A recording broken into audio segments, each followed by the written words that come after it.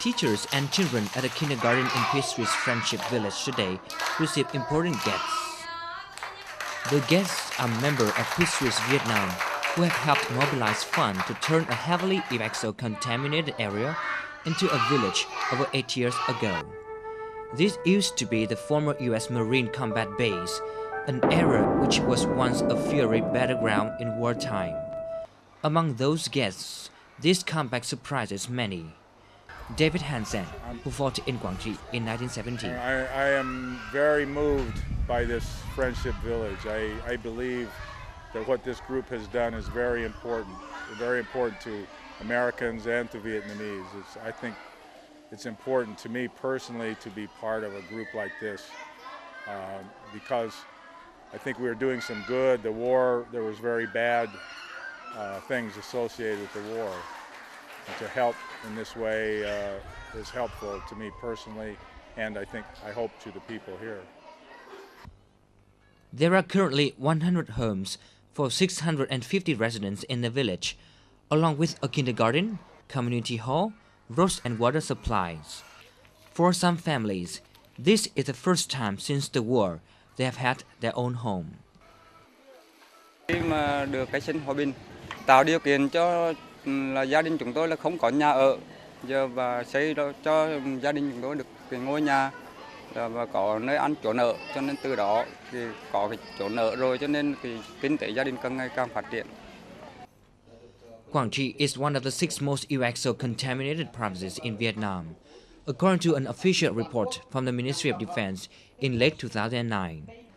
The report said that since the war ended in 1975, bombs and mines had killed 10,529 people and injured 12,231 in the 6 provinces, most closely situated near the old demilitarized zone. The report also said, at current pace, it would take 300 years and more than 10,000 billion US dollars to clear the remaining UXO in Vietnam. So, Geraldine, this PeaceTrees Friendship Village was established in September 2002. So can you talk a little bit about what the village was like when you first came there? Yes.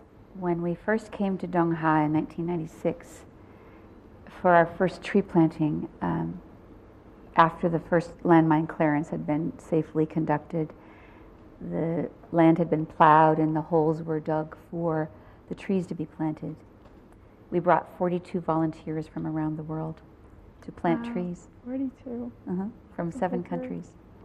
And each day we walked from we lived in a very simple military guest house for 3 weeks. And it rained really hard almost every day. So our clothes became wetter than wet each day. And we would walk each day out to the planting site. It was about maybe 1 mile.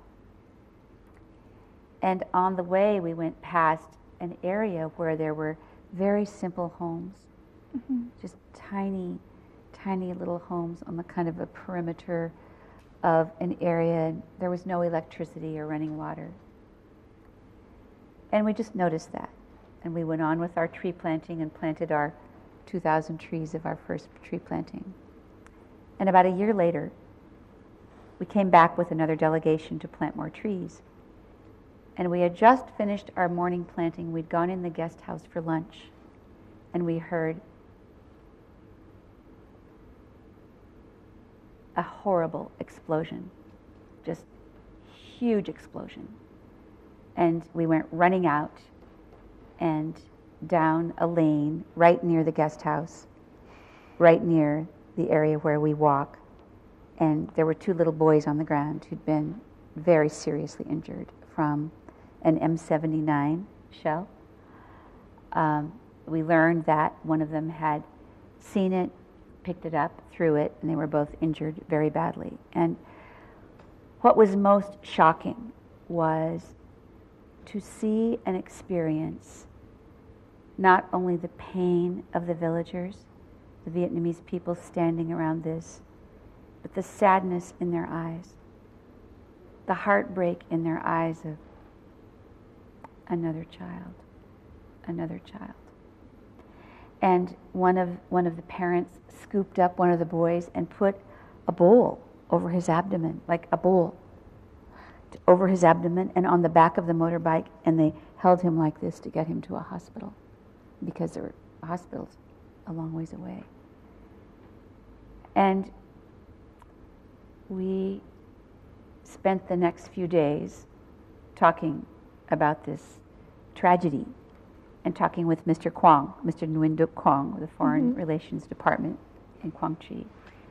What can we do? How can we reduce these accidents? And he said, we can clear this village where people are already living. There's tremendous ordnance in this village. And that's what we did.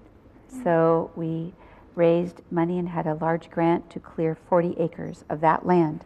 Took people out of those small houses, temporarily relocated, and cleared the 40 acres of a tremendous number of munitions. And so it was a great triumphant day to celebrate the opening of the PeaceTrees Friendship Village in September of 2002 with 100 homes, a school, a community hall, running water, electricity for many of the landmine survivor families. Today, PeaceTrees Vietnam inaugurates another library in Quang Tri Province, the Pat Lucero Library in Ba Long Commune. Pat Lucero was killed in action in Vietnam in 1968. His family and friends from the U.S. traveled to Vietnam to commemorate PeaceTrees Vietnam's 10th library in his memory. My family suffered greatly when we lost our brother. I understand that same pain and suffering went on here in this country when you lost your sons and daughters, just like we felt it. And it's a beautiful thing now to see people come together and look for a brighter future and peace and happiness. Along with building kindergartens and libraries, PeaceTrees Vietnam pays special attention to providing children with safe, UXO-free playgrounds. Và có sân chơi để các cháu tập trung tại địa điểm này lần mình hơn, chứ các cháu nhiều lúc là đi ra ngoài ở nơi khác thì cũng sẽ gây ảnh hưởng đến, ví dụ là các cháu không biết thì ví dụ là vì địa bàn là có thể là có bom mìn chẳng hạn, các cháu chơi nó sẽ ảnh hưởng đến cái đó là không tốt. There were a great many unexploded weapons in Quang Tri left after the war. According to a recent survey that was done in the 6 middle provinces of Vietnam, the parents are very, very worried that their children have no safe place to play. So we have decided that whenever we build a library or a kindergarten, we will always have a playground where the families know that it will be safe for the children to come and play.